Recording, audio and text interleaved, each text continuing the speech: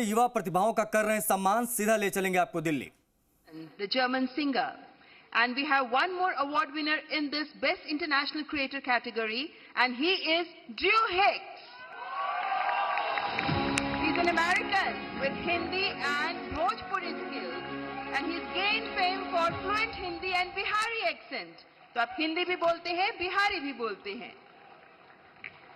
यहाँ लोग आपकी बिहारी सुनना चाहेंगे।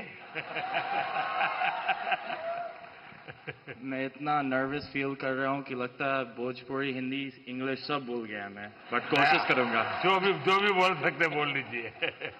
नहीं, मैं बहुत खुश हूँ, धन्यवाद अवार्ड के लिए, और मैं बस लोगों को खुश करना चाहता हूँ और भारत का नाम रोशन करना चाहता हूँ। अगर इसमें मैं सक्सेसफुल हूँ तो मैं खुश हूँ। ये टैलेंट कैसे आपको, कैसे इस तरफ रुचि बनी और कैसे आपकी जिंदगी यात्रा शुरू हुई?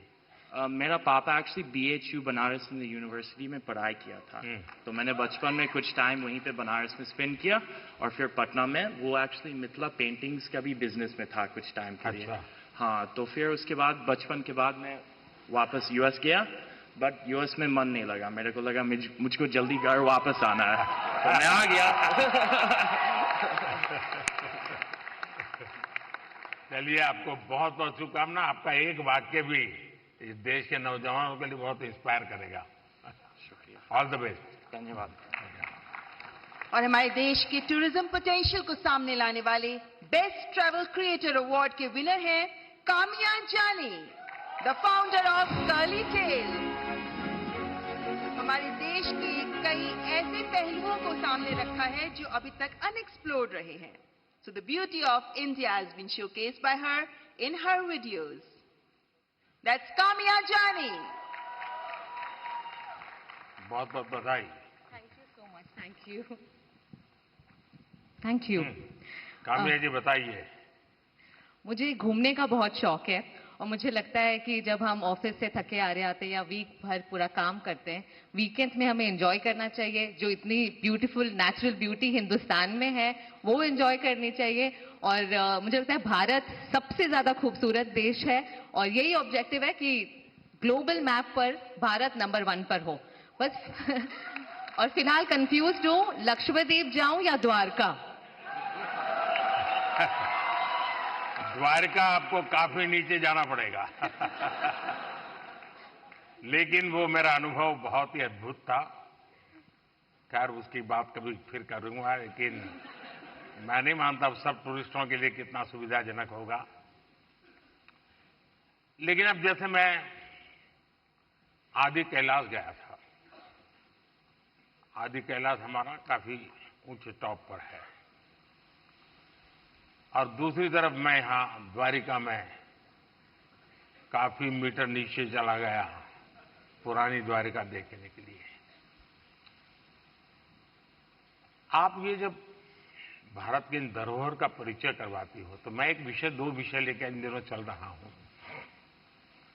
उसमें आप जो क्रिएटर्स होते हैं मदद कर सकते हैं। एक हमारे लोग क्या करते हैं, जैसे कहीं चले गए सोमनाथ, तो बस में, ट्रेन में अपनी कार से उतरेंगे, भागेंगे, और जैसे भगवान अभी कहीं जा रहे हैं तो पकड़ो। उनके दिमाग में यही रहता है, तो दौड़ो, पकड़ो, और फिर एक बार देख लिया तो इधर उधर छुट्टी। मैं कहता हूं भाई ऐसा क्यों करते हो? जहां जाते हो कम से कम एक रात रुकिए। टोटल जो आपका बजट है, टूर ट्रैवल का टोटल बजट है, कम से कम 5%, 10% लोकल कुछ न कुछ चीज खरीदिए, लोकल प्रोडक्ट खरीदिए। अब फिर आप कहेंगे नहीं हमने पानी पूरी खरीदी थी, ऐसा नहीं। खाना वाना तो कंपलसरी है, खाएंगे, लेकिन कोई वहां की प्रोडक्ट, क्योंकि हमारे देश की जो ये भी एक सामर्थ्य है, और वहां की इकोनॉमी को बहुत बड़ा बल मिलता है।